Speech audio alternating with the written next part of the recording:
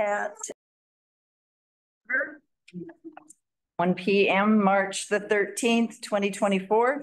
Approval of the agenda recommendation that the committee of the whole meeting agenda for March 13th, 2024 be approved as circulated. Councillor McCabe, Councillor Bushell, all in favor. Carried. Thank you. Adoption of the minutes, recommendation that the minutes of the committee of the whole meeting held on February the 28th, 2024 be adopted. Councillor Bushell, Councillor Rich, all in favor. Thank you. Okay, we're going to go right into delegations. And we have a delegation here for the Invasive Mussel Defense Program. Manjit Kaur, Paul and Martina Beck from Ministry of Water, Lands and Resource Stewardship. Martina, are you guys on the line? We are. Chris? Excellent. Thank you for being here. You have the floor. Wonderful. Thanks very much. I want to share my screen before we begin to make sure technology is working. So if you'll just give me a second here.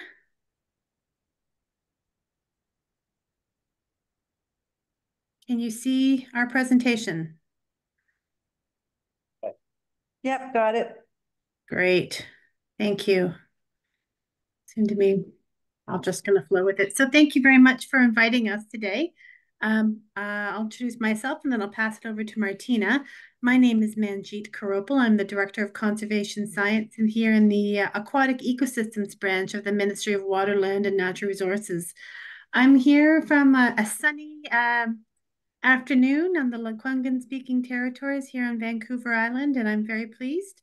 Martina, I'll pass it to you and then we can get going into our presentation.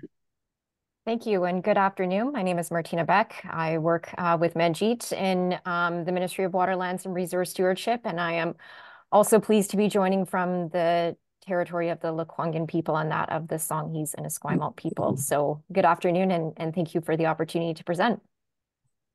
Awesome. So we're going to dive right in to make best use of everyone's time. We're here, as you mentioned earlier, to talk about the Invasive Mussel Defense Program. But before we dive into the program, I wanted to give a bit of profile into the mussels that we're dealing with and how they differentiate from the freshwater native mussels that are local and are from our area. Invasive mussels, zebra quagga mussels, you can see a picture of them at the bottom left of the screen. They are native to Europe. They did come over in the ballast of ships through the Great Lakes. And as you can see on the map on the right-hand side, you can see where the sightings and distribution is. It's very heavily on eastern Canada, but unfortunately making their way westward. What makes them such a prolific invasive species is that they have rapid reproduction cycles. They have can be dispersed at all life stages, and their ability to attach onto solid surface is quite profound. I am born and raised from Ontario. I can speak firsthand to the strength of these critters. The number one risk from a spread from Eastern Canada, Western Canada is through overland on the transport of boats. And this picture here shows a prime example of a boat motor that had been submersed in infested waters. And you can see, even though it's been out of the water for a while, that those zebra mussels are quite strong at keeping attached. The map on the right shows watercraft that are coming to British Columbia and where they're coming from.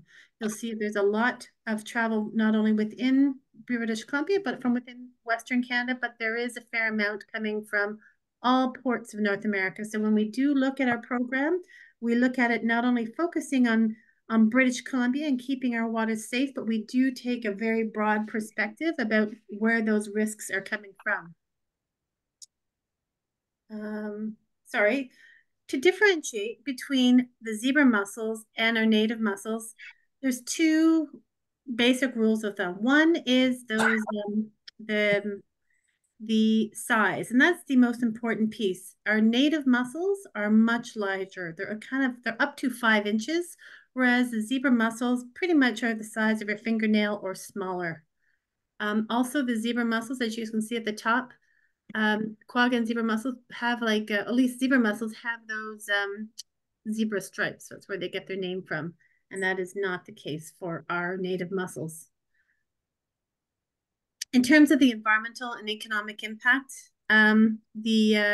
British Columbia is currently free of invasive mussels, as we all know, or I hope we know around the table here. The intention here is to keep them out of British Columbia. They will, if they come, will have an impact on our aquatic ecosystems. They will change, have impacts on our biodiversity and on the resiliency of our system. But equally important is that the impact that they're going to have on our economy. In GovBC, we recently released an economic impact report on what it would cost our economy if zebra and quagga mussels did establish in British Columbia, and the estimate, which does not include the cost associated with our environmental impacts, but the economic cost to our water infrastructure ranges between $64 and $129 million a year. So not only is this an environmental risk, but it's also an economic risk, and we're very aware of that. The Invasive Mussel Defense Program was started in 2016. It was being led by the Ministry of Land and Water Resource, the Ministry of Water, Land and Resource Stewardship, but we have strong collaborations with many partners, particularly the BC Environment Conservation Officer Service. We work hand in glove with them on the delivery of the program, and specifically their role of the watercraft inspection stations. The program is a three-pronged approach. We have our watercraft inspections, we have our early detection lake monitoring program, and we have quite a strong outreach and education program as well. I'm happy to go into details on that, but in the interest of time, I'm going to keep it at that broad perspective. What's really important whenever we talk about the Invasive Mussel Defense Program is that this is not a government program. We're not working in isolation. We're very much working in close collaboration with other government partners, but as well as many partners from outside government. And a big shout out to Columbia Basin Trust, Columbia Power, BC Hydro, Fortis, BC, Fisheries and Oceans Canada. These are all organizations that have worked with us to put on the program and help us implement and grow the program in a way that is coordinated, effective, and proactive. Our partners go beyond our British Columbia borders. The work that we do, we work in close collaboration with partners across Western Canada. We work with Manitoba, Saskatchewan, Alberta, Yukon, of course, our partners here in BC, but we also work with partners in the US, predominantly in the Northwest US states, and those within the Columbia Basin. And there's a number of ways that we work with these partners. I'm not going to get into the whole list, but I think the two most important are the first two on this slide. The Columbia River Basin Dresnid Mussel Early Detection Rapid Response Plan. That is a formal mechanism whereby we work with other governments in the Columbia River Basin to come up with standards and protocols that we all share and learn from each other. And so that when we have work in one jurisdiction, there is consistency about how we work in other jurisdictions. The same goes true with Western Canada Agreement on Invasive Species Prevention. The #1 aquatic invasive priority for across our governments is invasive mussels, and we work across the region, but also with our national partners to make sure that Government of Canada and our national partners understand that common priority across all of these governments. I'm going to pass the rest of the presentation on to Martina, and then I'd be happy to take questions at the end. Go for it, Martina. Great, thank you, Manjeet. And I'm now going to speak to some of the tools that we have within the Invasive Mussel Defense Program, and then share some highlights from the past 2023 season. So in terms of some of the regulatory tools that we have here in British Columbia for specific to zebra and quagga mussels, from a provincial perspective, under the Controlled Alien Species Regulation of the Wildlife Act, it's prohibited to possess, breed, transport, or release zebra or quagga mussels in BC. And in particular, as it relates to our watercraft inspection stations, it is mandatory for anyone transporting their boat in BC to stop at an open inspection station. And this applies to all types of watercraft. So as you can see in the sign shown on the bottom right of the screen, we've updated over the years our signage to really try to share that messaging with the traveling public, that it doesn't just apply to your trailer motorized watercraft, it applies to canoes, kayaks, paddle boards, for stopping at our inspection stations. Federally, under the Federal Fisheries Act, it is prohibited to import zebra and quagga mussels into Western Canada. So this applies at our US-Canada international border across the Western provinces, including British Columbia. Next slide.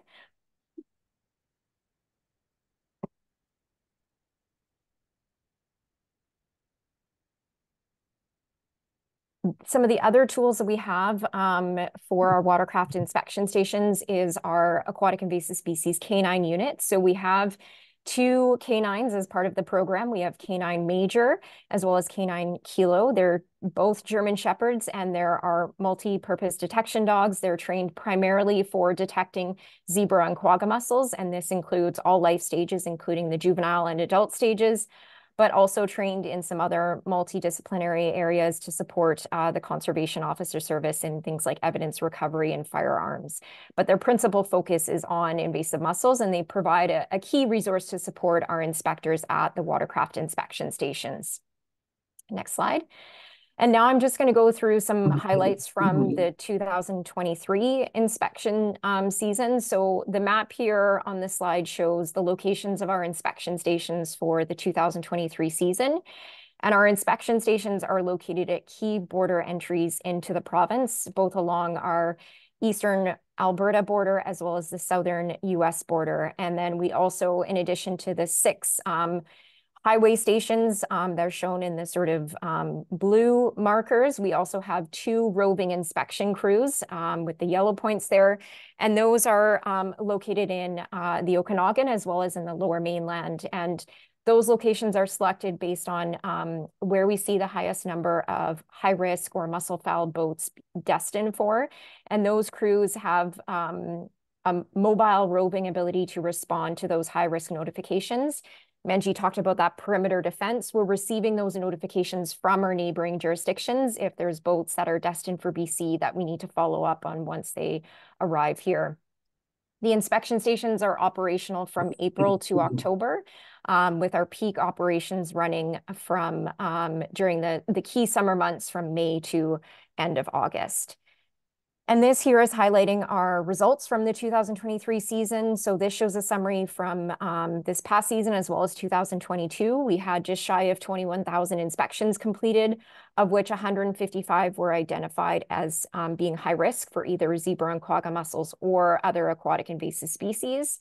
And we had a total of 14 mussel-foul boats that were intercepted in the season, which you can see is relatively consistent to the previous year.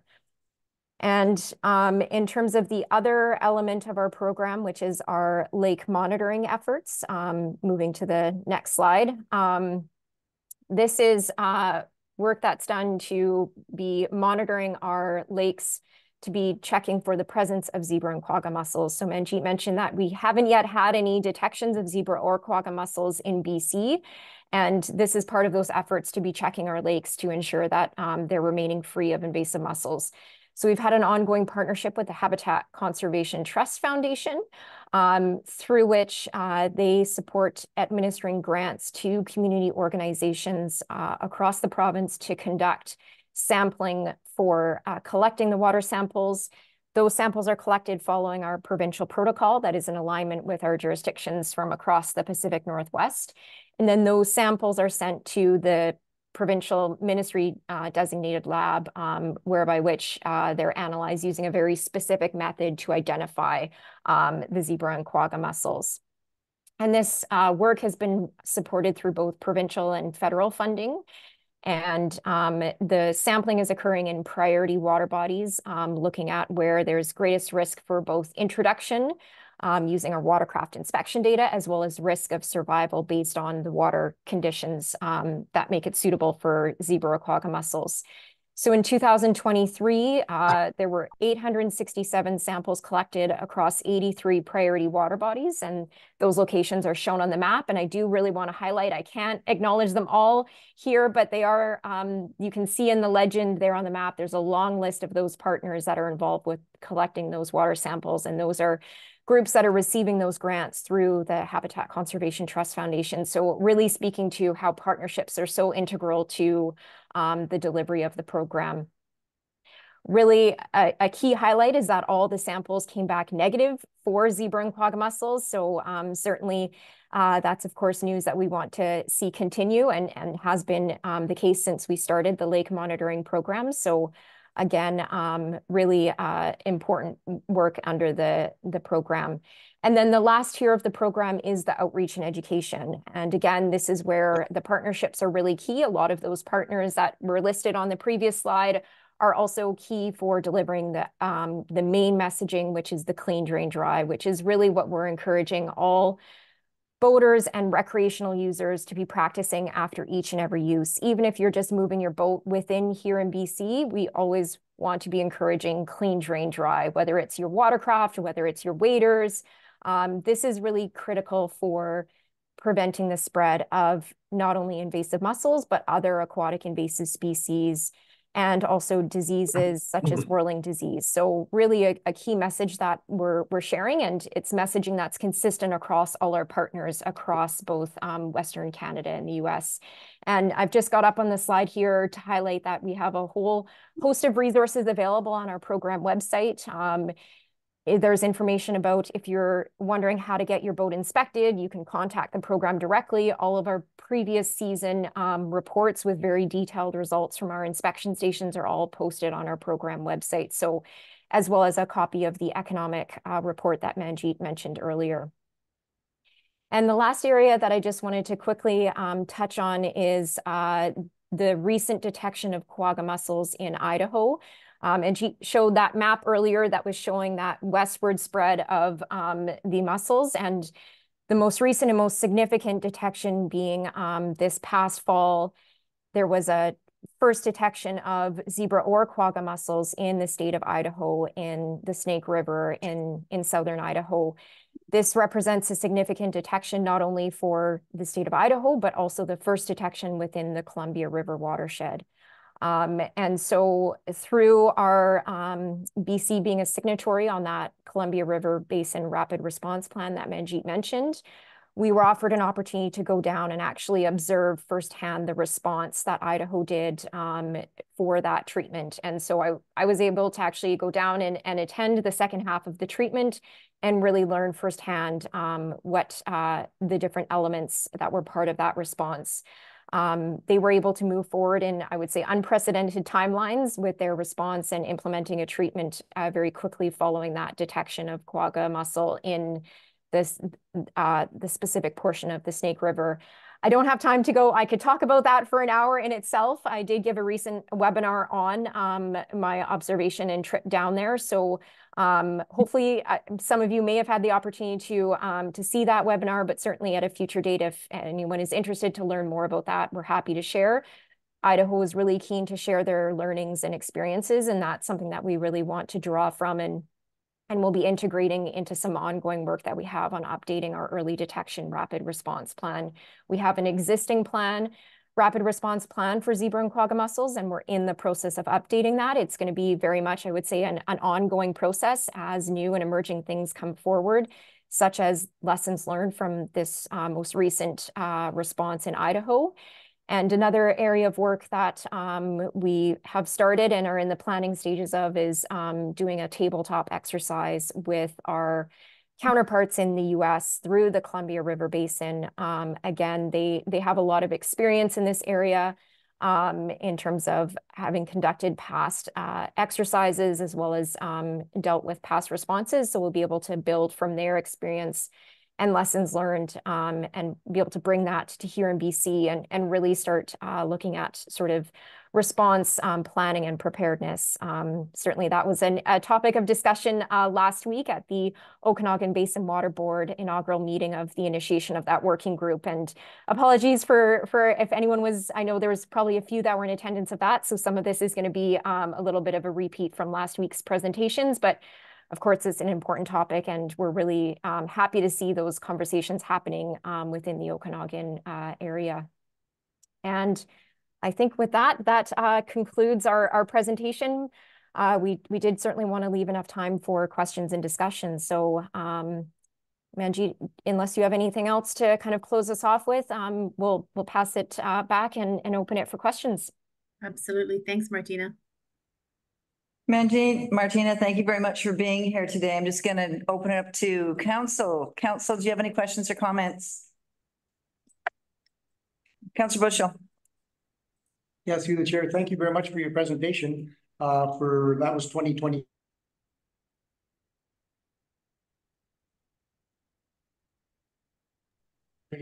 Maybe the Border Patrol people, Canadian Customs, do they even express concern when they see a boat pulling in regards to mussels, or is it just strictly trying to pick them up on the highway?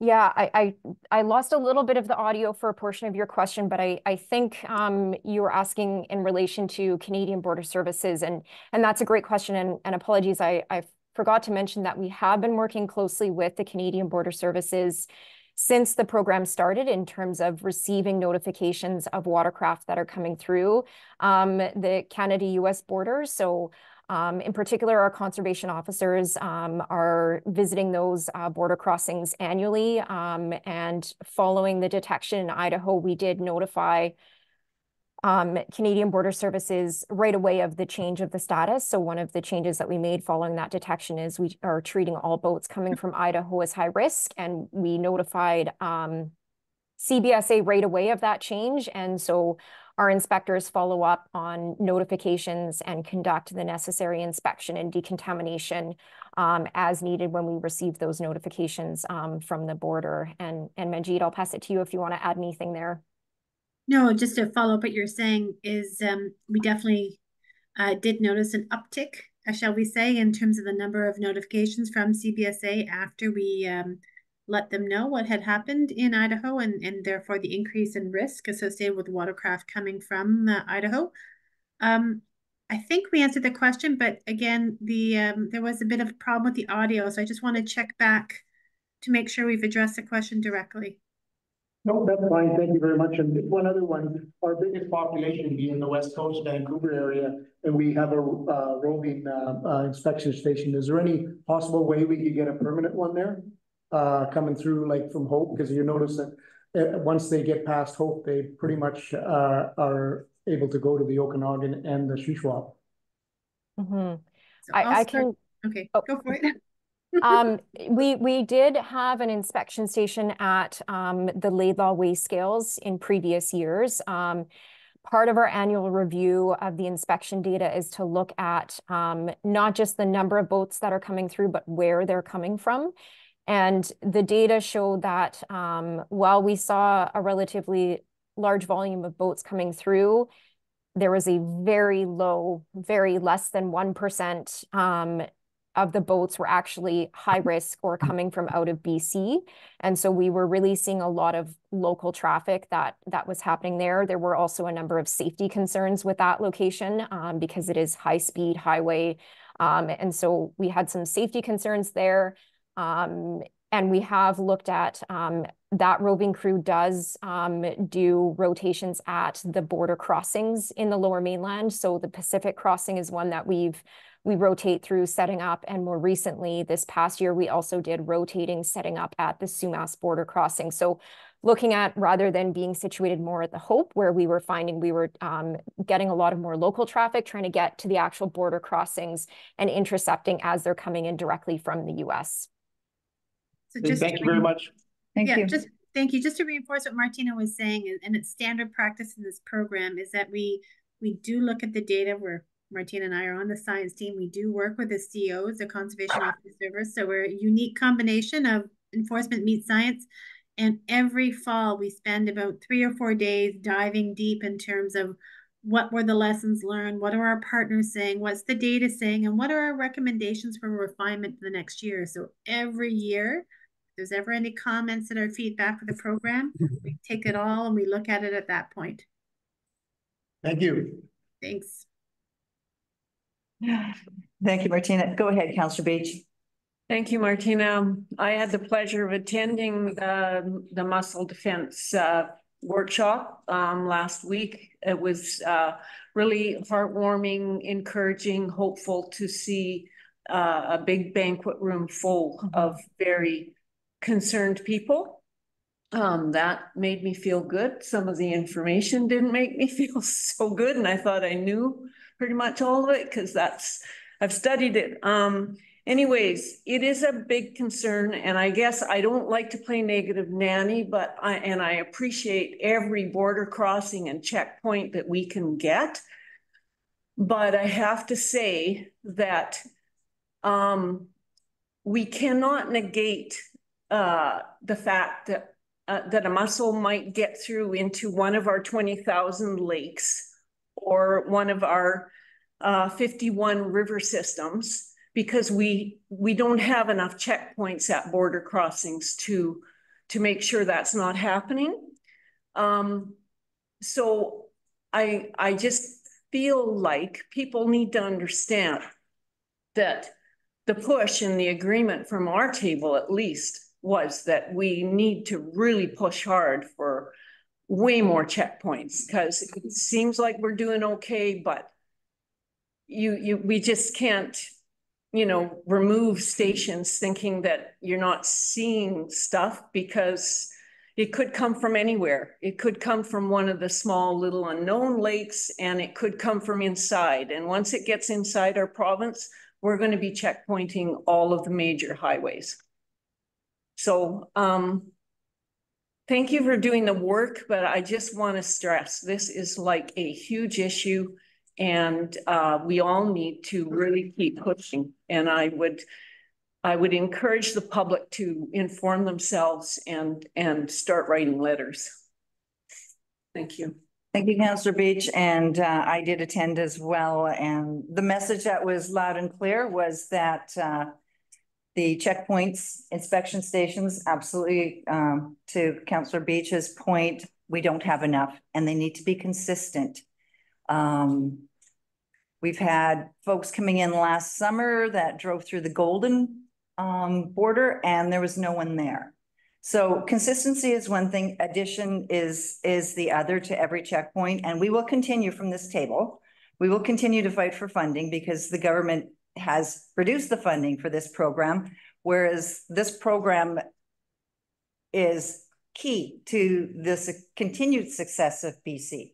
We are a tourism industry. That's our business. We welcome people from all over the world.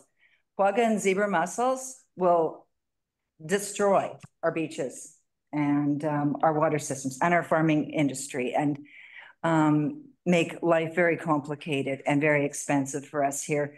The other thing that came across loud and clear from the folks that attended last week's meetings was the fines for crossing or going through a border crossing. If you go through a border crossing without stopping, it's $345. It's nothing, absolutely. You know what? If you're going through a border crossing and they catch up to you and they fine you, it should be a serious fine.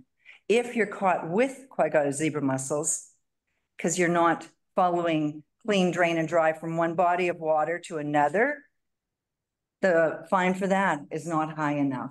You know, to our point here, we always use the example of, you know, you can throw a potato chip bag out the window and litter, and it's $2,000. That's the fine. But here we're going to litter our lakes. So it's really important that everyone get on board and everyone get educated, and we continue to share this story. So education is key, not only here in BC, but other provinces in clean, drain, and dry. Thanks. Anyone else? Martina Majez, thank you very much for being here today. Thank you very much. Appreciate your time. Thank you. Take care. Bye-bye. Okay, moving right along here, we got the Skimos Narrows ferry service to Shuswap North Okanagan Rail Trail. And that is Carly, District of Sycamoose Development Corporation, Board of Directors. Thanks, Carly. Thank you very much. Mayor and Council, I am presenting a very innovative and exciting idea on behalf of the District of Sycamoose Development Corporation Board, which I have Director Dales is sitting in the gallery, and I believe I have some directors online who will all be available for questions. Oh, wait.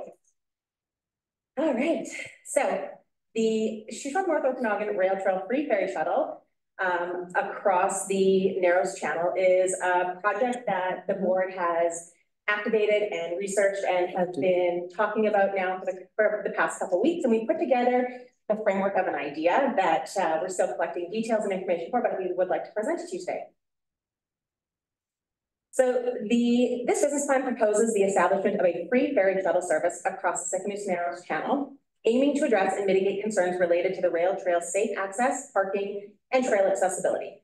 This initiative envisions enhancing the trail experience by providing an innovative transportation solution that connects Sycamoose to the Shuswap North Okanagan Rail Trail, or SNORT as we now call it, start point at 0.5 kilometers, thereby bolstering local economic growth, supporting existing businesses, and potentially fostering new entrepreneurial ventures.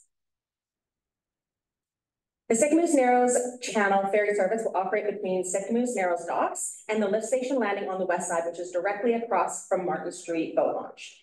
The service is designed to offer SNORT users a safe, efficient, and enjoyable means of accessing the rail trail, bypassing the need to cross the potentially hazardous Bruin Bridge until its completion, and reducing trail and congestion due to the parking options identified on the west side. Our basic operations plan addresses 4 key issues. So the landing areas, the ferry will load passengers along the south side of the east side, sorry, of the Sycamoose Narrows at the docks, and unload them at the lift station landing on the west side of the channel. As you can see, Director Helfrich took a drone video that shows the Martin Street boat launch and then over to where the lift station is on the west side. The lift station landing being the ideal endpoint due to its direct positioning and the ease of loading and unloading by the ferry ramp. Parking solutions. Besides the current downtown parking options, a parking contract has been discussed. This lot can accommodate over 200 cars, trucks, and trailers, addressing the critical need for safe and convenient parking. Our parking fee structure is being reviewed with options to staff the lot, creating more jobs, or implement a ticketing system. This will alleviate the concern for parking on the west side. And as a side note, this parking could also help the DOS deal with overflow parking from the construction activity coming to Sycamoose for upcoming capital projects to ensure that residents and guests do not face parking challenges in our community. The funding and revenue model. The ferry service is envisioned to operate free of charge, no cost to the taxpayers, with operational costs supported by the District of Sycamoose Development Corporation, advertising sponsors, and excess covered by parking revenue. So people that are coming into town would pay a parking fee, and that fee would go directly to the operation of this ferry service, keeping it free to anyone looking to cross either from west to east or east to west. This model not only ensures the service's sustainability, but also encourages community and business involvement through sponsorship opportunities. When we talked about staffing and volunteer involvement, considering staffing, the service will explore engaging with local marine and land and search and rescue, so Royal Canadian Marine Search and Rescue and our search and rescue teams, volunteers, and offering them employment opportunities or volunteering arrangements with donations directed to their organizations. Additionally, wage subsidy grants will be sought to manage personnel costs effectively. Looking at legal and regulatory, I tried to distract and the traffic noise. Ferry landing permissions. So following discussions with a CSRD representative and acknowledgement at the council meeting, it is confirmed that the ferry landing on Crown land below the high water mark faces no opposition, facilitating the project's implementation. With regards to insurance and liability, necessary insurance for the parking lot is currently under review. The operation will incorporate liability waiver signs at the parking lot entrance and on tickets to mitigate any legal risks. Looking at the economic and community impact, this ferry shuttle service has the potential to be a significant economic driver for the region, encouraging traffic into town, supporting local businesses, and potentially sparking new ventures. By providing a unique and accessible start and point for the snort, the project aims to elevate the overall user experience, fostering a stronger sense of community and enhancing the town's appeal to visitors and residents alike. So, in conclusion, the proposed free ferry shuttle service across the Narrows Channel represents a forward-thinking solution to enhance the snort access and usability. Through strategic partnerships, innovative funding models, and community engagement, this service is poised to become a key component of the area's recreational and economic landscape, ensuring a vibrant and accessible future for the snort and its surrounding communities. Thank you. Thanks, Carly. Does anyone on the online, your active group, have any comments to make, or before I get Council? Do you have comments? Councillor McCabe. Yeah, thank you through the chair. Just a couple of questions. I know it's early days on this, but no impact to taxpayers. That's a good sell. What's the capital cost on the type of boat or ferry that you propose to use? Or you have a chance to cost that out? Through the chair. So two of our directors, Director Halfreck and Director Kyle, have been researching that information. I'm not sure if either of them are online and able to speak to that. But as you mentioned, it is very early days and we are getting all of that costing structure and the refurbishing of a deck boat to support the safe passage across. Councillor McCabe. Yeah, thank you. So do you see this as an interim solution until the new Broome Bridge is completed and there'll be a pedestrian walkway on that pathway on the new bridge that connects down to the trail? So would this just be an interim solution until the new Broome Bridge is built, or it would be in place, or still early days? Still early days. I think it's a really exciting opportunity that has a bunch of different applications in terms of providing that on the water experience and accessing different locations. So I think it could evolve into something more.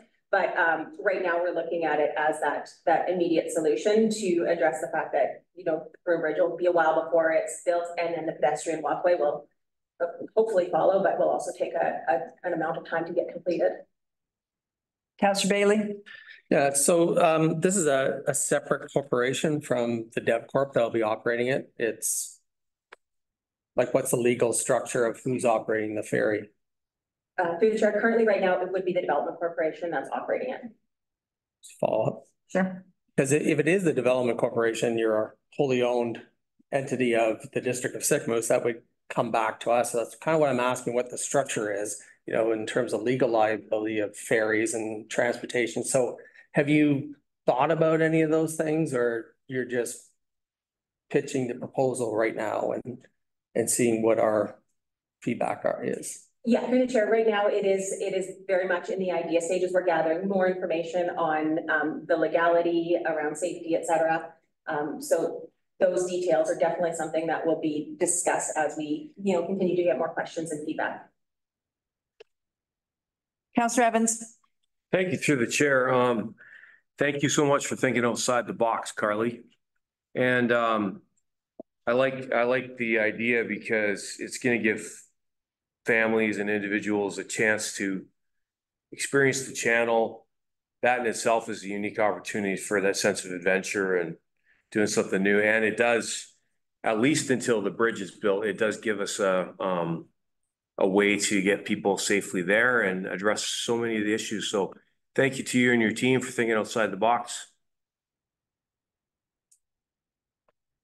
Thank you, Carly. I agree. I love a built for Sycamore solution, and we are a boating community. So I love the ferry idea. I think I've tossed it out for the last couple of years in this room, as well as it's addressing the parking issue, which we know we can't park 200 cars over on the west side anyway. So addressing a parking issue here in town is perfect, and bringing business into town, that's excellent.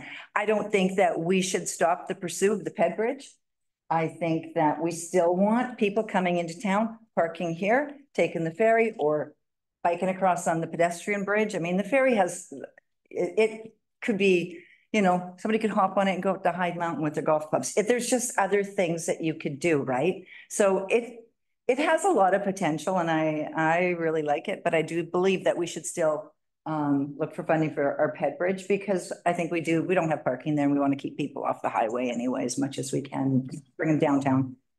Thank you, Carly. Anyone else? Councillor Bushell. Yeah, through the chair. Yeah, great, Carly. Thanks for the presentation. I think it's a great idea. I am just wondering how, I know it's an exception. Hours of operation, would we be looking at something like June till end of September or mid-October? Have you guys even thought about that, or is it too early? Through the chair, it was brought up as really catering on, potentially in its first year in those our busier months, but actually extending that operation depending on what that looks like as soon as we're able, to get across. It could be May, it could be April. There's, once we get more into this, we'll be able to define those times, but it would be something that we would like to offer, almost like the Shelter Bay Ferry, where it's like on the hour, it comes from one side to the other. So it's a continual operation every half hour, I guess, or every hour, sorry, on the hour from each side, so that people can, there's a set schedule and that schedule is followed for people to access. That's great. Thank you. Okay, Councillor Rich, then Councillor Bailey.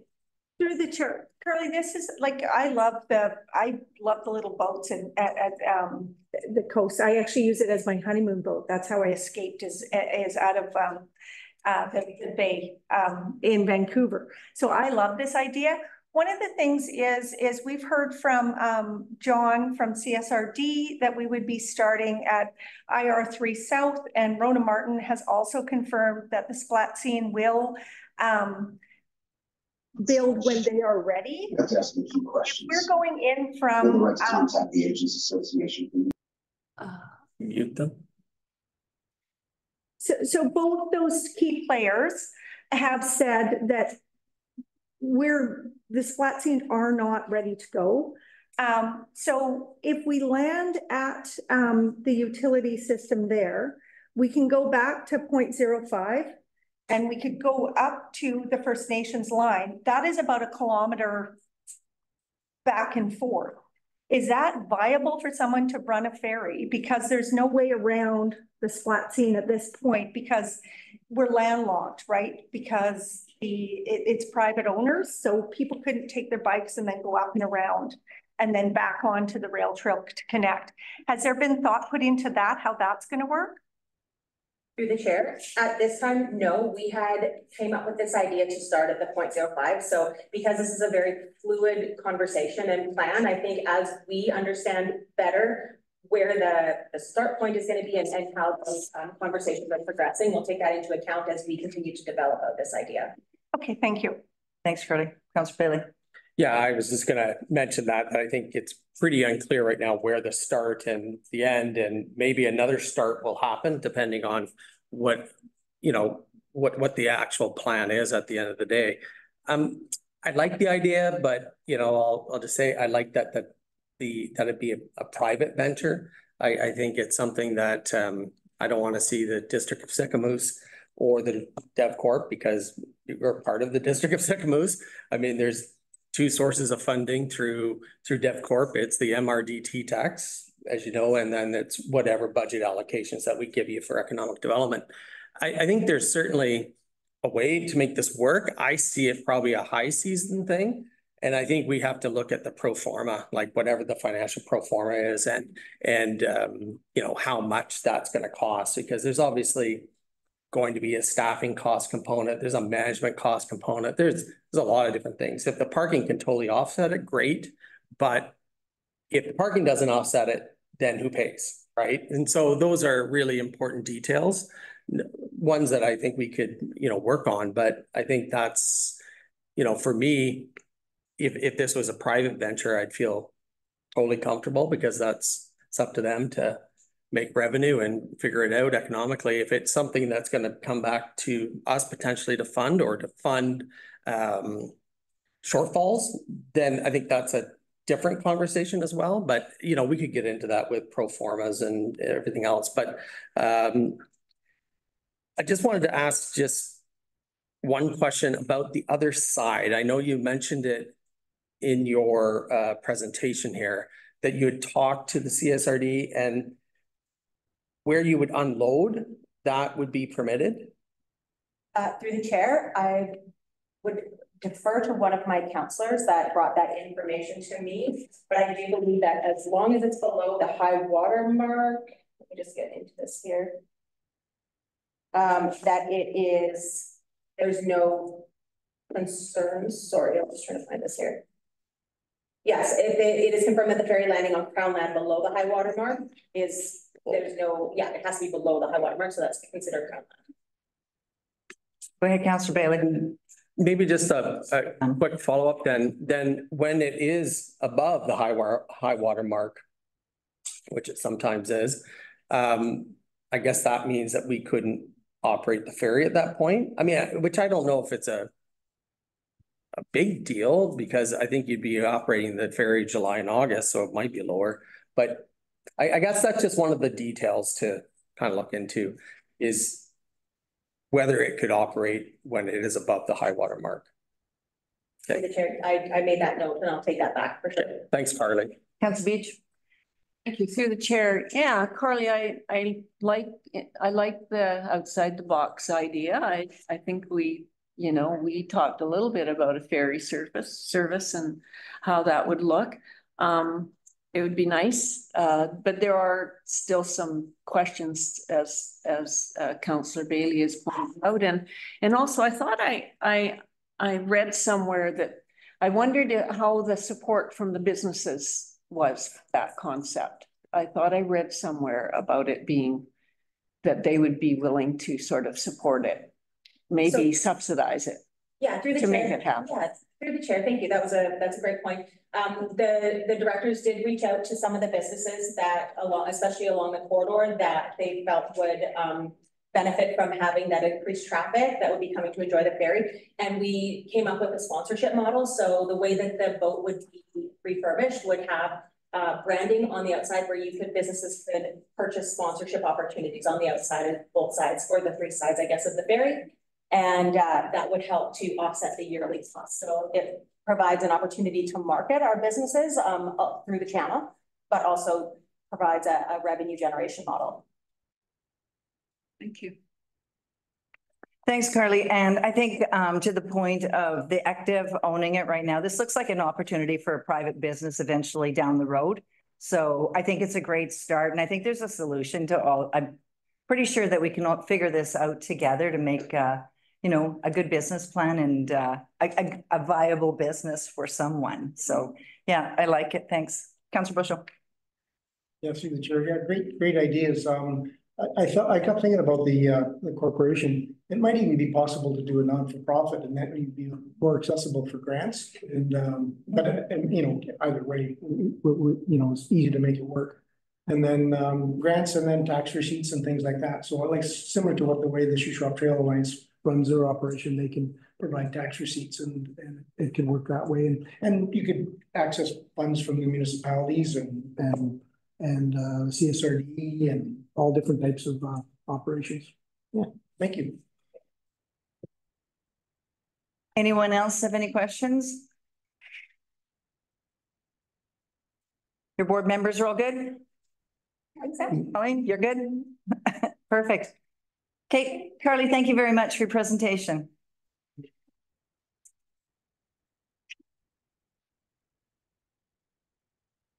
Okay, moving forward, discussion items, training session on governance, council procedures, and standard of conduct. It's a recommendation of the committee direct staff to book a training session on governance, council procedures, and standard of conduct with Phil Eastwood on whatever date, 2024. Could I get a mover? Councillor Bushell, Councillor Evans. Shauna, go ahead. Thank you. Thank you, through the chair. This is just a follow-up from our February 28th Committee of the Whole meeting, where council had indicated that they maybe were looking at some alternate dates. So I've come back with this for this training session. We have 3 choices: April 4th, May 2nd, and May 9th. Originally, we were looking at April 4th because we were able to obtain some cost savings by utilizing the facilitator while he was already in the area doing training at another local government. I've provided 2 other options there as well, and just staff is just looking for direction from the committee on what dates would work. Councillor Rich. Through the chair, and I brought this up before, and I'll say it again, is we're meeting tomorrow for an in-camera session. I really feel like we need to have that meeting and then decide what we need as a council instead of being directed by staff to what we need. So, I mean, I just feel like this should be pushed forward. I don't feel like this is, I think we need to discuss it as council before we decide where our training's going. And that being said, and not, I put out a month ago, April 4th, I have a kid thing, and May 2nd and 9th, I'm in Greece. So I'm away those dates. So I actually can't make any of these, and all of this has been booked months ahead. And I'm not going to change Greece. Oh, no, I don't think I would either. How does the 9th work for you? May 9th? I'm away. You're still away? Yeah. Okay, I think it's, I think that training is really important at all stages when you're in a job or committees or whatever. So I believe that it's key of us, and I think that it's budgeted for all of us. So I think we should, you know, take advantage of that. Councillor Bailey. Yeah, I'm going to be away for those dates as well. I can't do April 4th or the 2nd and the 9th of May. I have quite a bit of business that I got to get back to. I've been spending a lot of time on council activities, and I'm going into high season, and we're doing a few other things that really do need my attention. But the one thing I would like to say just about training, I'm certainly not opposed to training. I think training works best when whatever group goes into training is collectively deciding, hey, this is what we want to do, and this is how we want to do it. You know, it's just a point to consider, and maybe that's a discussion that we can have. But yeah, I appreciate staff trying to put this together. It's just a really hard time for me to give some more time when I'm burning the candle on both ends already. Sorry. Yeah, thank you. I think I'm in this session the next day with the CSRD. So, and we didn't get together as a board and decide if it's just the right thing for us to do to make sure that, you know, we have the information that we need. So, yeah, I'll be in the session anyway the next day. So I guess that we need to revisit dates again. Councillor Beach? Yeah, I feel pretty strongly that we need to revisit dates if 2 of our councillors can't fit into those dates, so. Councillor Bushel? Yeah, through the chair, I kind of agree, you know, just we'll try to see if we can find some more dates. I mean, this could go on the agenda for tomorrow too. I guess it really doesn't matter, but yeah, we should have everybody there for sure. Councillor McCabe? Yep, I'm available pretty much any date you pick, but I agree with the councillors that I think to get the full benefit out of there, all council should be attending, so we should accommodate a date that works for all councillors. Agreed. So I guess Councillor Evans? Yeah, I agree. Is there a way that could zoom in to hear the training, the CSRD, or is that any camera thing? No, it's just a CSRD board thing. Okay, what if I come as your assistant to listen? Not unless you're going to be my assistant. Coffee. Get your coffee. Well, I think what we should do is go back to the dates, and I guess Councillor Bailey is probably has the most going on right now, so perhaps he should pick a date and we'll all try and work around it. Yeah, I don't want to be put on the spot right now, but you know, I'll just say it's really challenging time. I mean, as everybody knows, the season's coming up and we have a lot to do on that. So it's just hard for me to find the time at this point in time. Maybe in, you know, I'm trying to future cast what my days and weeks will look like, but April and May are terrible. June might get a little bit better, but then it just goes downhill from there. So it really comes back to the fall for me. But you know, I don't want to know the rest, but that's the reality of my life at this point. So I just want to be honest about that.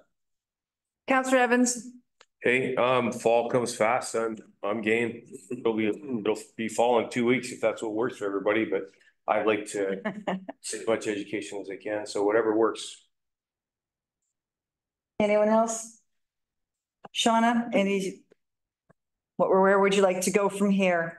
Well, feedback, and Kelly, you look like you want to. No, yeah, so we're hearing what everybody says and we want everybody's buy-in and we want people to want to go to the training. That's really important to us. So I think we can just park this and we'll revisit it again after our session tomorrow. Okay, sounds good. All right. Sarah, sorry, through the chair, there's a motion on the table, but actually there wasn't a date selected, so I don't really think it's a valid. We could probably just leave it as is if the committee is okay with that. Yeah. So there was no date determined. Okay. Or do you just want us to vote it to kill it on the table? I will unmotion my second motion. I think we're okay. Yeah, sure. Okay, all right, well, we'll carry on. Thank you. Okay, thank you. Okay, public hearing for zoning amendment bylaw number 1044 for reconsideration. There's a recommendation that the committee directs staff to arrange the regular scheduled council meeting and public hearing for zoning amendment bylaw number 1044 at the Red Barn Arts Center on Wednesday, April 10th, 2024, starting at 5 p.m. Could I get a mover? Councillor Bushel, Councillor Evans, any discussion? Did you want to speak to this, Sarah? Sure, through the chair.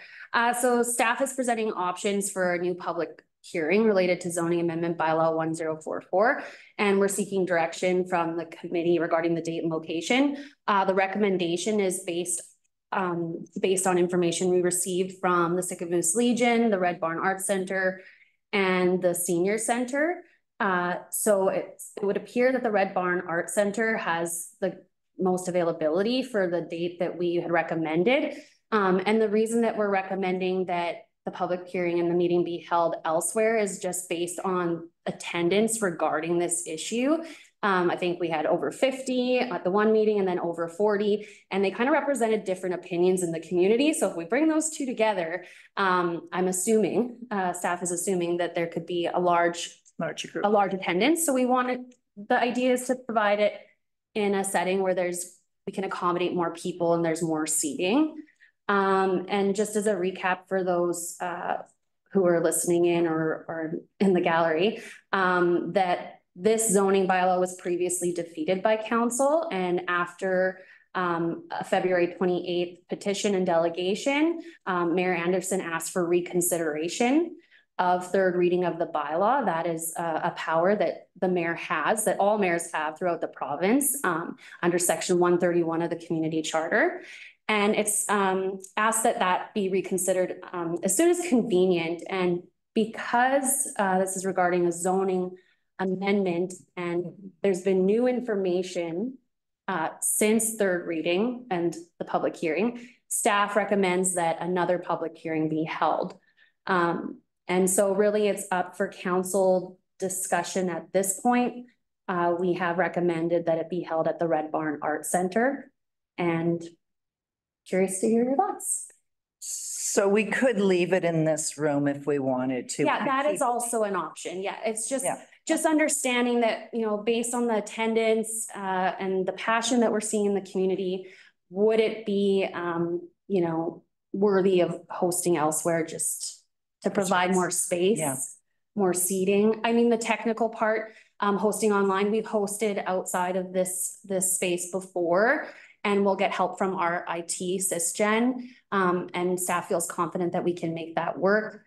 And just one other thing to note is the Senior Center had initially said when we wrote the report that they wouldn't be willing to rent the facility on Wednesdays because they have their seniors lunch and then they have cards in the evening. However, I followed up with them today based on a conversation with Fred Bush, I believe is the president. And they said they would be willing to host, if it's in the evening, they would just cancel the cards. So Senior Center is back on the table. I think you can accommodate more people. They said they have about 150 chairs that it would be really, really tight. Like 120 was probably their max. So options. Thank you, Sarah. Councillor Bushel. Yeah, through the chair. I think we should have it in a larger facility for sure.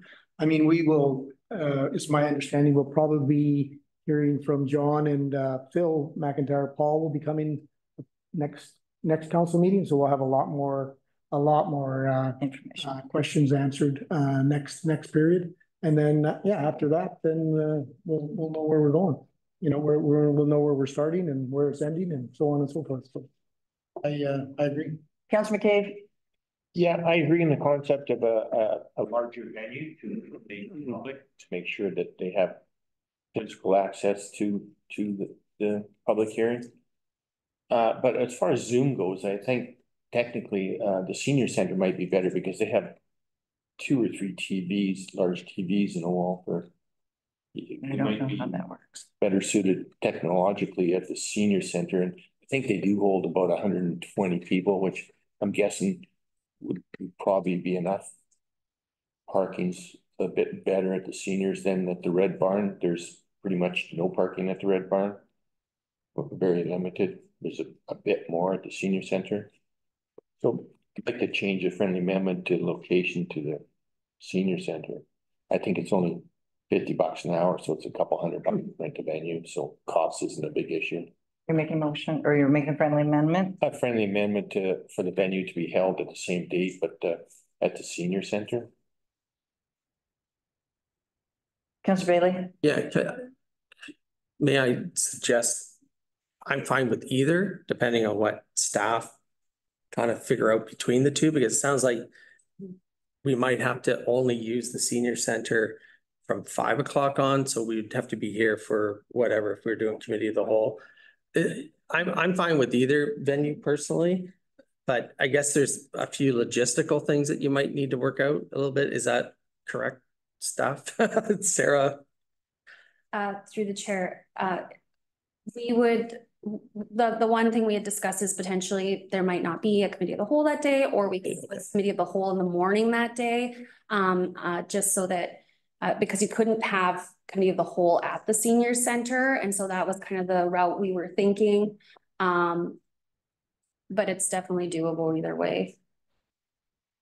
Could we not do cow here at 1 and then move over to the senior center? Through the chair, we could. It's just the shifting of everything. Oh, I see. Like yeah, it's about the yes. Sorry. I'm not. If we did it in the morning, then it would give us more time. Or you know, perhaps you know, we don't have to have a committee meeting every time there's a regular meeting. So unless there's anything pressing that would need to come for discussion. Okay, so how does everyone feel about the senior center? A seconder, go ahead.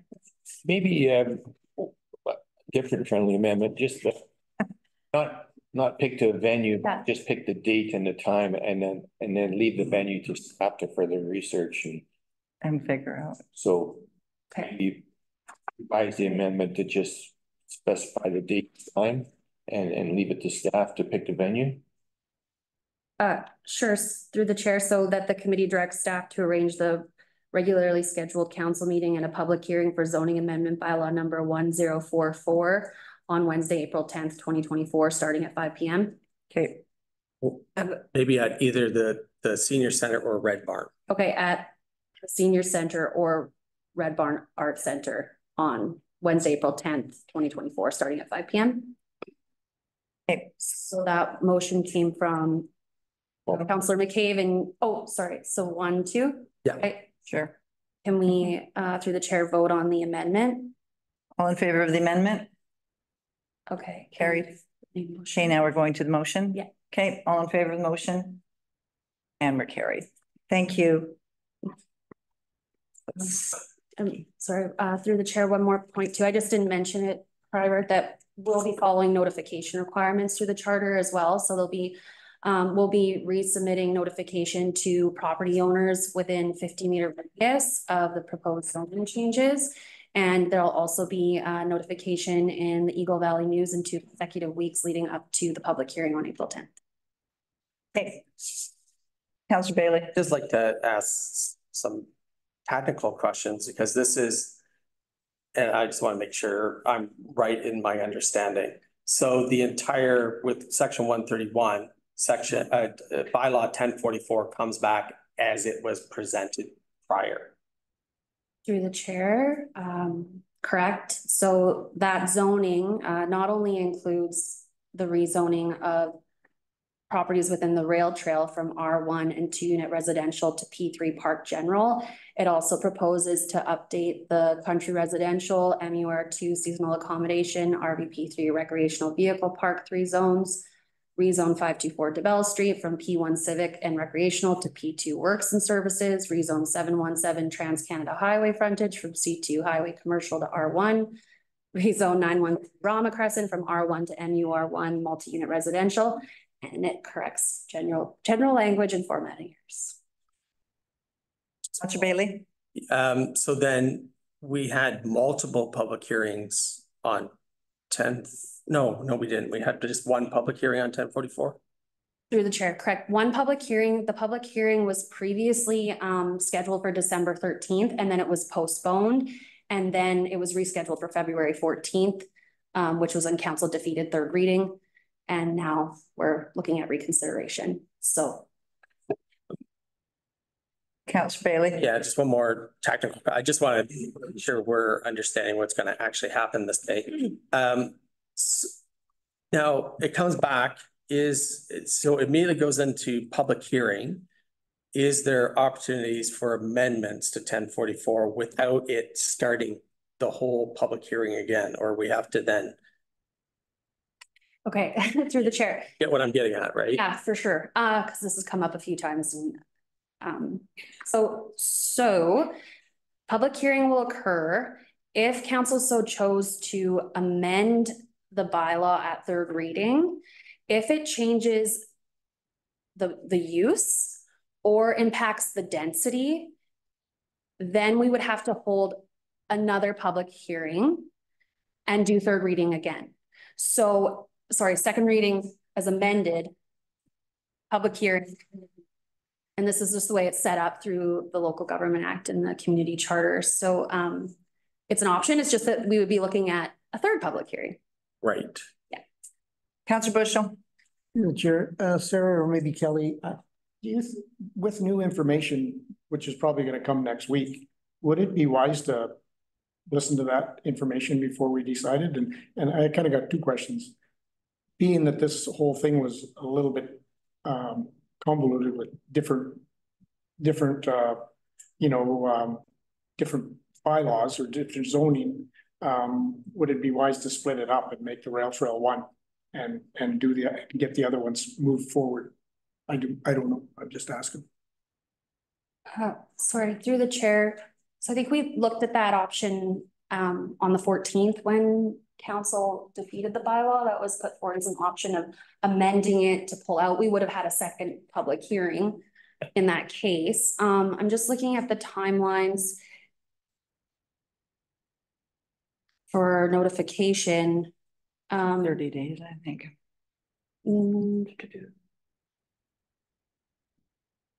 I think it's still wise to move forward with scheduling because it's as soon as convenient. You will receive new information, but that it's not coming after a public hearing. You still haven't had it. So I think that it would be fine to just move forward with this plan if you guys are comfortable.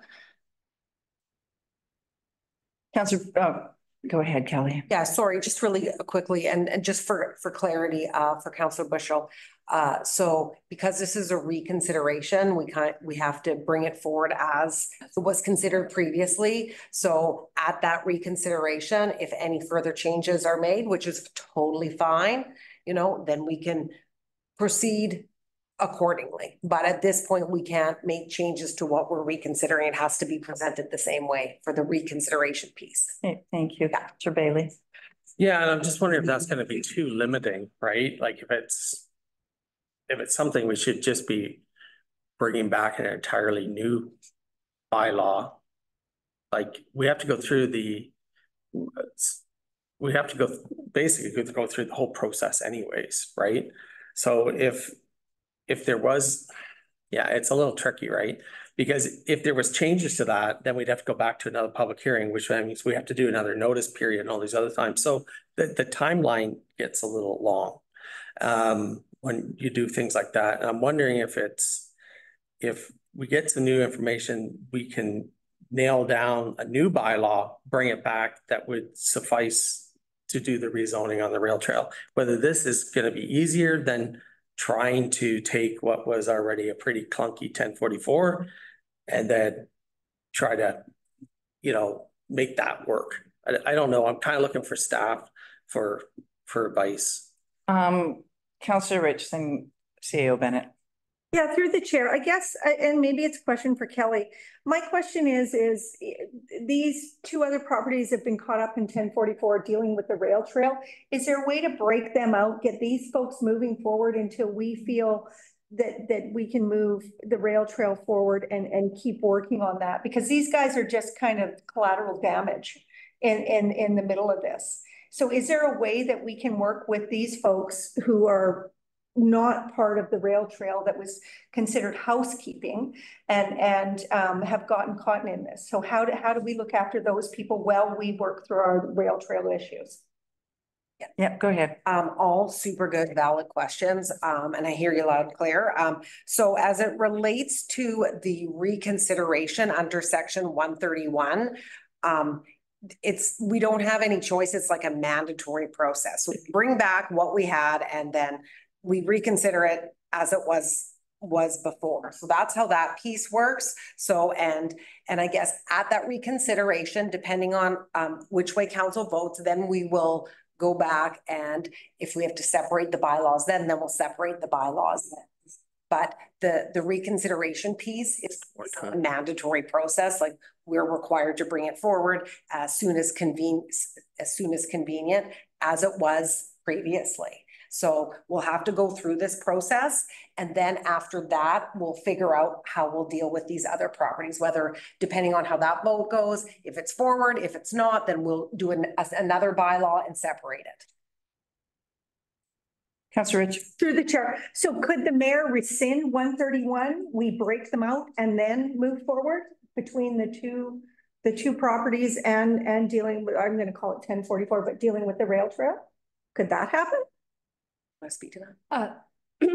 Through the chair, no, because the vote occurred, so you can't go back and redo the vote unless you're going through reconsideration. Right, like to break it out. You could, at the end of the through the chair, sorry, you could draft two new bylaws and then they both go through first, second, third reading. But I just, at this point, I don't know that there's actually I'd have to look into it. I don't think, and I don't know if there's, if it's the desire of the mayor to rescind reconsideration. I don't know if it's possible through the charter. I'd have to get back to you on that. Councillor Bailey, then Councillor McCabe. Yeah, I'm trying to look at this as like, if there is issues, then how does it move forward when the most expedited possible, right? But if we come back and then it gets amended, then it's another public hearing, and it's just another whole process. So, but I hear what you're saying. Like it has to come back and then it has to be dealt with. And then I'm wondering if there's a parallel thing that we can do to have another bylaw that comes forward on the same issue, but it could be a different zoning, but that can also be present. Like I'm there is some issues with the current 1044. We all know that. So we go and we amend it and then it has to come back to another public hearing, then that's just more time. And that's what I'm,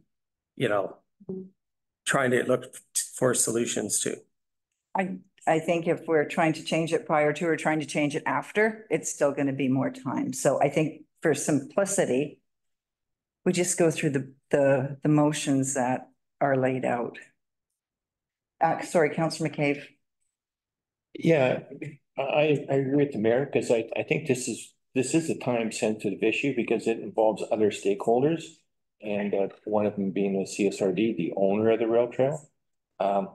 And it might impact their decisions of where they mobilize their crews to do the work, and the contractors in place and the funding is in place. So I think this is a time sensitive issue. So yeah, I think we should follow through in a reconsideration and then discuss what next steps after that vote.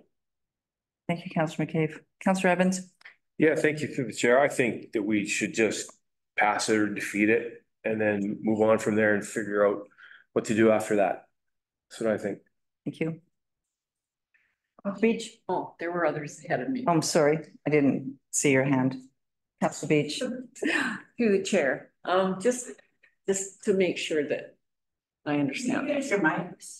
Oh, yeah. Sorry, Mary. I should be on that. Nope. Move it closer. Bit closer to you. All right. Through the chair.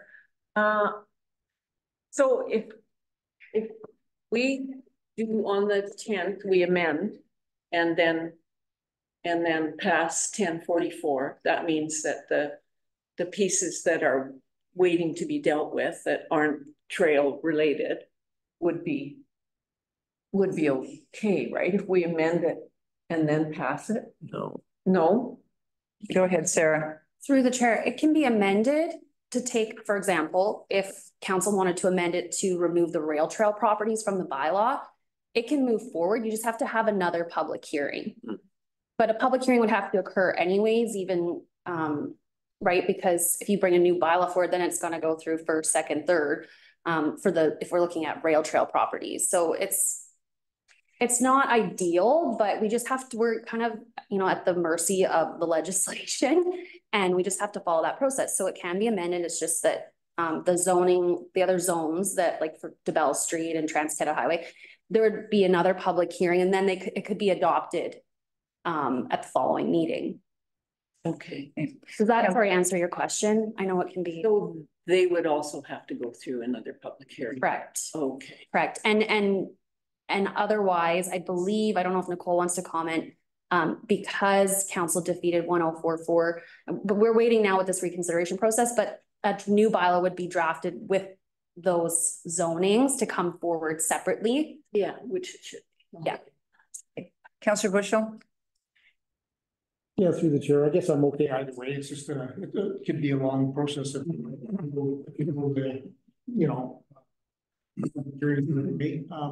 there is new information. The CSRD is coming back to talk to us with Phil and, it's 2 weeks and, I don't think anything's going to happen within our boundary anyways. So it'd be probably wise to listen to them first and then set the date, but that's just my opinion.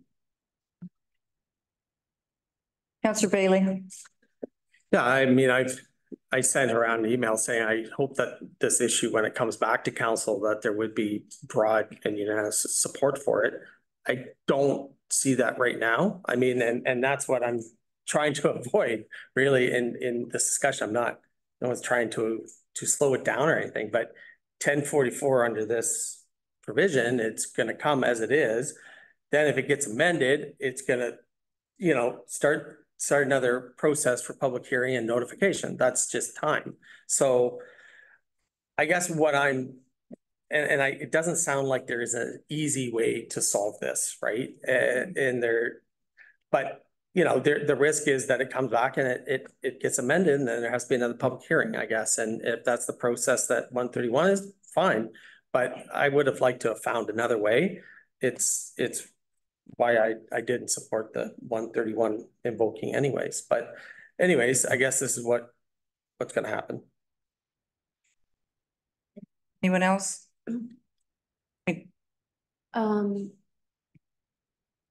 Through the chair. So there was already the motion and the motion to amend. So we already got the committee's approval to move forward with the public hearing on April 10th. And staff will begin to execute that. So the notification will go out and you'll still have time to hear from the CSRD representation when they come on the 27th. It'll be before the public hearing, so we won't be concerned about new information. And then we're not prolonging this process because, ideally we could have even had it in March, but just knowing that it's a sensitive issue and maybe giving some more time and knowing that there was further conversations with CSRD of the ownership group that April 10th seemed like an ideal date and gives us some time to, meet those notification requirements. So we're good. Do I need to? We're good. Councillor Bailey. Just one more, just question. If we amend it on the 10th, and Sarah or Kelly, what's the notification period then for another public hearing? Do we know how many days that is and what the process looks like? Through the chair, so it has to be published in 2 consecutive newspapers, weekly newspapers, the same newspaper, and then I think they can't receive it less than 10 notification to the property owners within the 50-meter radius. They have to have it at least 10 days prior to the hearing taking place. So 2 weeks. 2 weeks, okay. Correct. Thank you. Okay, so we need to call the question? Or we did that on the, already did it. You already voted, yeah. Yep, okay, so we're moving on. Okay. Moving on to Short-Term Rental Accommodations Act, Small Scale Multi-Unit Housing and Heritage Conservation Act update. I think that is Nicole, you take it away. Okay, through the chair. Just have 3 pieces of legislation that I wanted to mention. We chatted about them at the last Planning and Development Committee meeting and figured it's worth sharing with the committee of the whole. So first up, we have the Short-Term Rental Accommodations Act. As of May 1st, all short-term rental hosts are required to display a valid business license number on their listing, which shouldn't be a surprise because the District of Sycamore already requires that in our own bylaw. So this means that short-term rental platforms like Airbnb, Vrbo, and so on, private websites, have to remove the listing at the district's request if a valid business license isn't on the listing. So we've been enforcing that on our own through letters issued in November, if you recall, and then some follow-up throughout this year. The provincial requirement, I think, is a welcomed tool for us to help get short-term rentals into compliance with our own regulations. We've been approached by some members of the public asking how they can report illegal short-term rentals as of May 1st. And we don't know what that reporting structure looks like yet, but we expect to hear from the province on what that looks like. I'm expecting it's probably our bylaw officer connecting with their bylaw enforcement team, the provincial team. So in addition to the May 1st requirement, and this isn't all laid out yet, but the province announced that later this year, the act will also require all short-term rental hosts and platforms to join a provincial short-term rental registry. And so people who operate a short-term rental in Sycamore are required to list their valid business license number and join the provincial registry. Sounds like the platforms will be required to validate registration numbers on host listings against the registry data. More to come on that. And then just while I'm on short-term rental accommodation, just wanted to let you know that we have about 57 short-term rentals permitted this year, and that includes a handful of bed and breakfasts. Then we also have 22 applications in queue, just pending fire inspections or additional information, strata consent. And I just wanted to note that the fire inspections, they're not behind, they're just having, just connecting with the different property owners and setting up dates to go and do fire inspections. So just a matter of getting all the dates to work for them. No concerns on our end for that. And then when I took a peek at the bylaw complaint files, it looks like we have about 38 complaint files open for short-term rentals. And that's as a result of the letters that we issued in November. So these are still just open files. A lot have been closed and people have complied. 8 are zoning violations, and those are the tricky ones where their zoning doesn't allow for a short-term rental. 16 have no business license, and we've asked them to get one, and they're zoned for it. And then 14 don't quite have their advertising up to snuff, but they have their business license in place, so that's a good thing. That's it for the Short-Term Rental Accommodations Act. Thanks, Nicole. Council, any questions? Councillor Beach. I just missed how many were in queue. 22. Oh, thought it was more. Thanks. Anyone else? Councillor Evans and Councillor Bushel. Makes sense. Getting it. Got it. Councillor Bushel. Good work, Nicole. It is working for us and yeah, I think I think we put a good program together and I think it's coming along well. Thank you. Anyone else? Okay, well, go ahead, Nicole. We just have the next one here. Oh, sorry. Okay, so small scale secondary unit housing. So we're required to comply with the legislation and secondary suites are to be permitted in all zones. That we're restricted to single family or duplex dwellings. And so those single family lots must also be permitted to have a secondary suite. We have to make this change by June 30th of this year. And so we have some time to take a look at our bylaw and ensure that we comply with this requirement. I can get into the details of what I've noticed in our zoning bylaw, but we'll have to go to the PDC and then zoning amendment will be brought to council if we do need to change our bylaw. And I think we do. There's some sections that leave room for interpretation where a secondary suite might not be permitted and it should be. So just a heads up on that. Okay. And then the last one, just an update on the Heritage Conservation Act Transformation Project. I know we've been talking about the Land Act changes and then stock management plans. And I just wanted to mention that in the background, there's also this project going on. And so they did an update, if you scroll down a bit, just a what we heard report. And as a result of that, they said rather than introducing a long-term package, or I guess a near-term package of legislative amendments, this mandate, they're going to instead look at a more comprehensive package, which how I read it is that this will be a little bit of a longer process and no immediate changes. So similar to Land Act. More engagement on that to come, I'm sure. Council? Okay. Thank you, Nicole. All right, Mayor and Councilor reports. Let's start with Councilor Evans. Not much to report other than,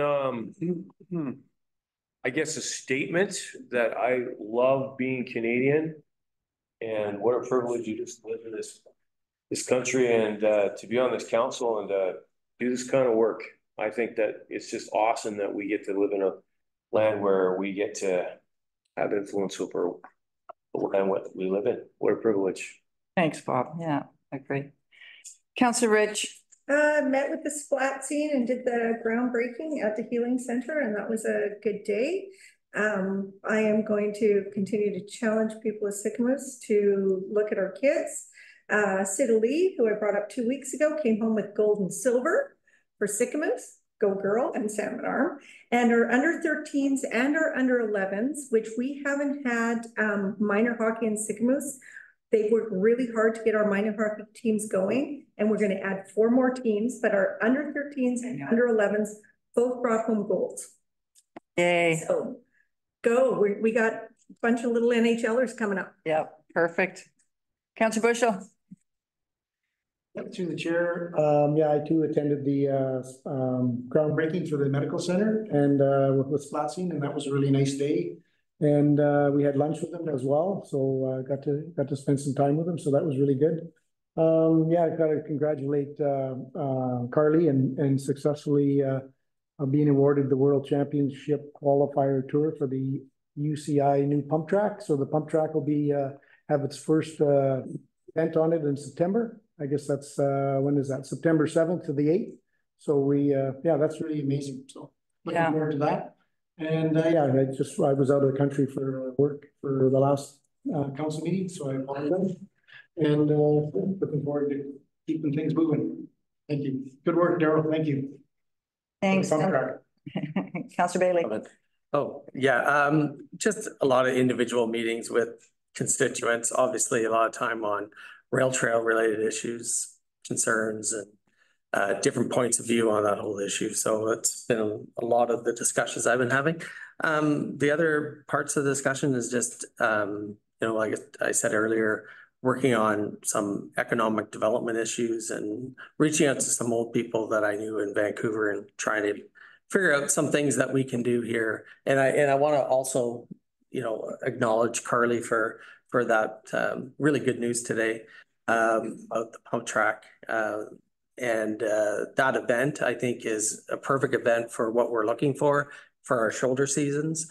And I think that's really the key to building some more economic resiliency into Sicamous. So I want to commend them, for that work as well. So thanks. Councillor Beach. Yeah, thank you through the chair. Yeah, it's been kind of a pretty busy last few weeks. Attended with Madam Mayor the invasive muscle workshop in Kelowna, and that was scary but really encouraging to see so many people there. Mike. Oh, sorry, my mic. Sorry about that. So yeah, attended the muscle defense workshop. That was great. The whole day thing, groundbreaking at the healing center. Also very exciting, and had an opportunity. We had our first opportunity to meet with the new Splashing Council, which was really nice, and have a meeting with several of them. So that was great too.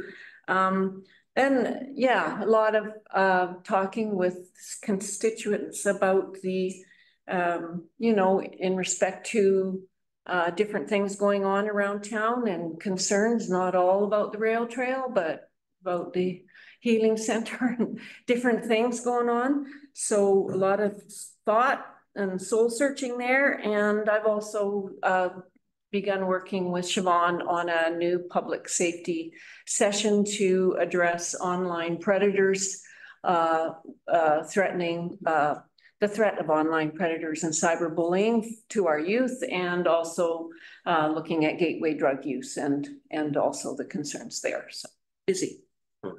Thanks, ma'am. Councillor McCabe. Yeah, not much to report. Mexico was good.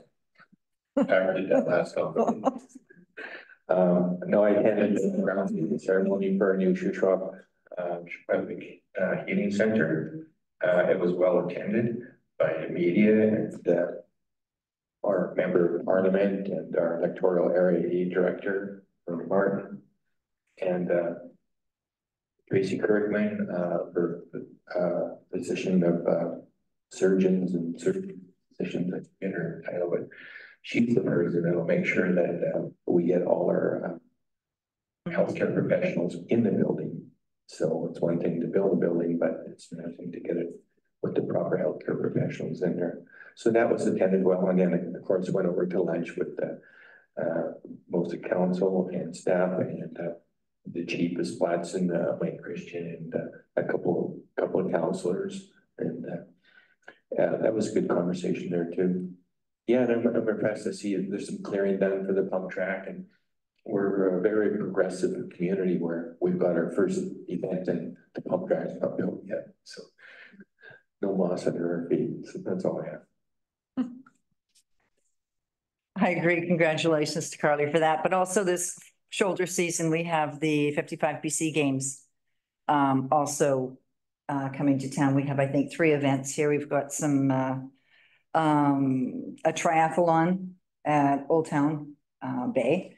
And we have, I think, some hockey going on and some dragon boating from Sycamore houseboats across the lake. So yeah, I think that's pretty exciting for us. I did, as Councillor Beach said, I was at the invasive muscle presentation, and you guys that have been on council with me for the last 10 years know that this has been at the forefront of all of our discussions, because the impact could be devastating for us. So it's really important that we educate and we share and we tell people and we post on our websites and the clean, drain and dry message to protect BC. The other thing I did on Sunday, I was at Allie Graham's 100th birthday party at the senior center, which was amazing. She's an amazing woman. She's had an amazing life and continues to do so, but definitely an inspiration and trendsetter, but an inspiration for all women. She's super strong and amazing. So other than that, I'm heading to Edmonton tomorrow, take a week off, see some family, go to the boat show. So that's what I'm up to. Thanks. We're going to take, go to the gallery and Zoom, but go ahead, Mary. Okay, everybody's noticed in the last couple of years, there's been a lot more foliage and the evergreens are even getting higher and higher. I've definitely noticed it. When they remove the trees down where the healing center is going in, if you drive down and take a look, maybe it's a good chance while it's under construction to top those trees before a big windstorm comes up. Just as a point of interest, I might be way out, but. And the other thing that comes on my mind is with the housing coming up and they're talking about 1 bedroom, 2 bedroom, 3 bedroom. I never do agree with a 1 bedroom, especially in a seniors, where if the husband and wife, you know, they get sick and they share, you know, it's hard to share a bed. I was just thinking, like, even in the 1 bedroom, if they had a Murphy bed in the wall, if they're on their own and a child comes to visit them, just as a point of interest while they're building. Thanks, Marion. You're talking about the seniors housing. Yeah, whatever. Brenda, do you have anything to, like, is there like a? Well, I would just say that they're all 1 bedrooms. They're all 1 bedrooms in Eagle Valley Senior Housing Complexes, 37 units. So they can include a Murphy bed. BC Housing's regulations. Okay. Yeah. No, I don't understand. Thank you. I didn't know the answer to that question. I don't. I think moving forward, yeah, you know, one gets sick, the other. Okay. And thank you. Thanks. Anyone online? Anyone else in the gallery? On the rail trail. Oh, sorry. On the rail trail, you know, that'll bring a lot of businesses into Sycamores too. Like, we don't have a bike shop. One in Revelstoke is busy in the summer. We go there all the time.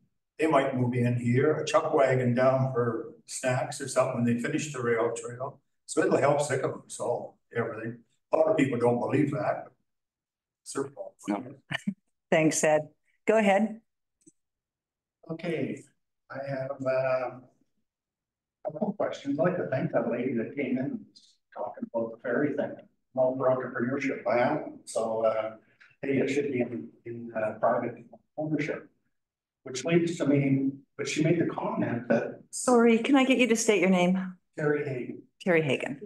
Okay, thanks, Terry. And then she makes the comment that the district is now a partner in the potential there. In front of development. Did I misunderstand? I think they're putting those details together now as to how that model's going to look. So it's pretty loosey-goosey then. Right now, I think that the business plan is not in concrete yet. Some points that maybe should be looked at. They're all in paper. We won't ever get you wrong. And yes, I am a trail supporter, 100%. I live on the trail. Good. My grandkids are looking forward to riding their bikes. So you're not going to get an argument from me there. Anyways, this whole barge thing, it's going to have to let me back up. I got fasten your seatbelts. I got a lot here. And I'm a little okay. Yeah, but we have to go into in camera here shortly. So that's kind of work for the public, so you can push that off with it. And so I get the idea here that is that 100 or 1,000 meters really going to get developed here until past our house. And because I'm hearing now that this IR3, there's nothing's going to resolve there, so it's going to be a blank spot in the trail. Which leads to my question, doesn't it make, sounds like, you know, listening to the CSRD and at the last meeting here, the plan is to start at the 3.5 kilometer starting point for this trail. Doesn't it make more sense? And I get an impression here that this ferry is going to run there instead of across here. And if it runs across here, it's really only going to be for 1 kilometer. And then there's no way to get across IR3. There's no plan. So I think it's just conception right now. It's in the early planning stages. And I don't even think actually, Terry, that there's a lot of numbers, a lot of kilometers being thrown out over on the other side as to where this is stopping. I don't think there's I don't know what the answer is yet. So Discuss because everything was kind of loosey-goosey pie in the sky over here. And I'm here to maybe put some meat into this. Just hang on. So this barge ferry system, apparently it's going to be run by owned sort of between some anonymous builder. It's going to be run by the anonymous, whether the district is involved with it or the CSRD or whatever. Does it have to be licensed by the Department of Fisheries and Oceans? Something to think about. And who's hiring the people and staff for this? Because you're going to have people, right? To run this thing's not going to be autonomous. And I'm new to BC. 4 years I've been here full time now, so I'm getting used to the socialism here. Would the staff then have to be unionized? no, Terry, I don't know. They don't have the plan together, so It's discussed for sure. Further meetings, and it gives you guys some tools to ask this private individual, whoever this anonymous. And you know what? A suggestion too, Terry, is maybe give Carly a call and no, it's not. It's a delegation. So it's not a conversation. It's a delegation, not a public hearing. I find the whole thing bizarre. Sorry. I'm sure. Just okay. By having struggles. Yep. So now insurance is an issue. And then are you sure that the district really wants to take their responsibility of someone going overboard or there's an accident on this thing? Because now it says that you guys are going to be partners. Just something to think of. What else have I got here? Maintenance costs. So now it's a privately owned sort of, maybe we're not sure what this entity is going to be, but somehow you guys are going to be on the hook for some bills if there's problems here. Whose budget gets cut so that we can pay for a ferry to run wherever? But I think there's other projects that are going to suffer because of this. Taxpayers can expect an increase in their tax bills because somebody's going to have to pay the bills. I can't believe somebody's going to run for free. They're going to build a boat, fuel it, staff it, run it back and forth for free. And my hats off to them. They're pretty much run out of questions. Hey, thanks, Terry. I have a comment though. You know, when you talk about this bylaw 1055 44. I'm just sitting here and I agree with most of you guys. But what I believe is, would you take the time to get it right? Because it sounds, and I didn't read the bylaw, so you lumped the rail trail in with all these other developments. I'm just saying, take the time, get it right. If it's got to be delayed a month and it's got to have some more readings, wouldn't that be the prudent thing to do instead of just being in such a hurry? Thanks. That's just my comment. Thanks, Terry. Okay, thanks. We're gonna go up to the Zoom right now. Natalie, do you want to go ahead? Yes, hi, Mayor and Council. I'll be quick. I just wanted to clarify, and maybe this is through the chair to Sarah.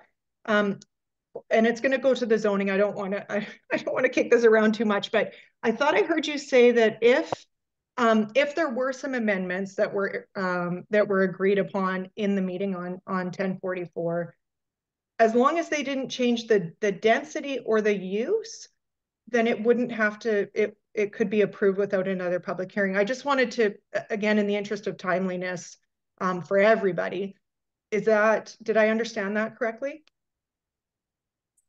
Through the chair. Correct, Natalie. Okay.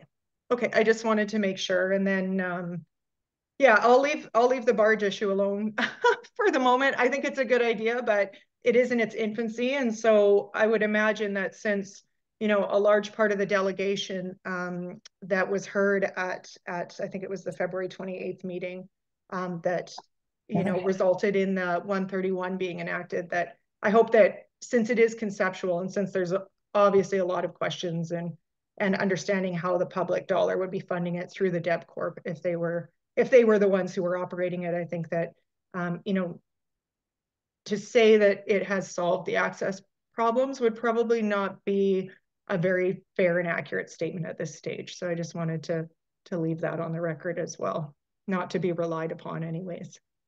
Thanks, Natalie. You betcha. Thank you. Do we have anyone else on Zoom? Okay. Councillor McCabe. Just in response to, she was in here.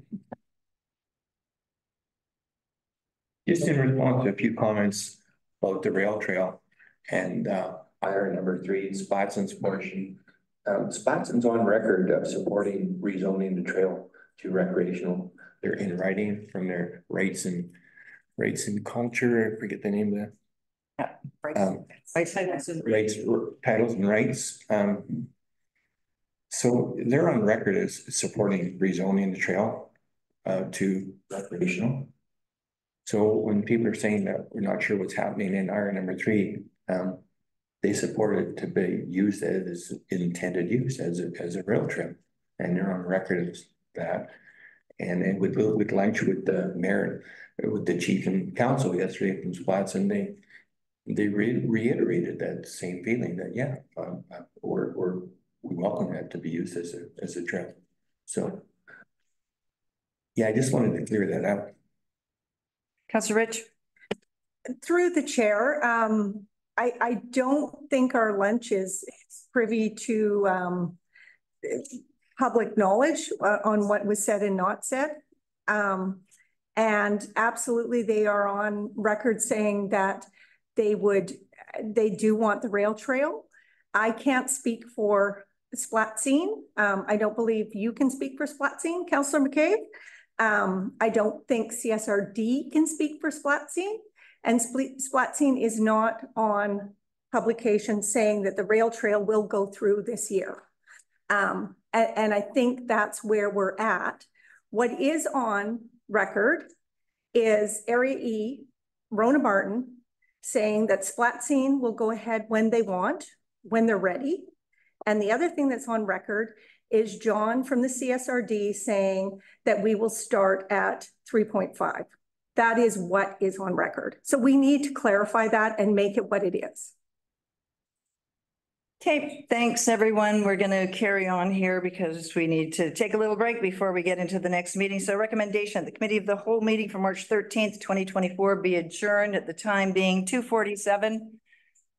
Councillor Evans, Councillor Beach, all in favor, and we're adjourned. Thank you everyone for being here.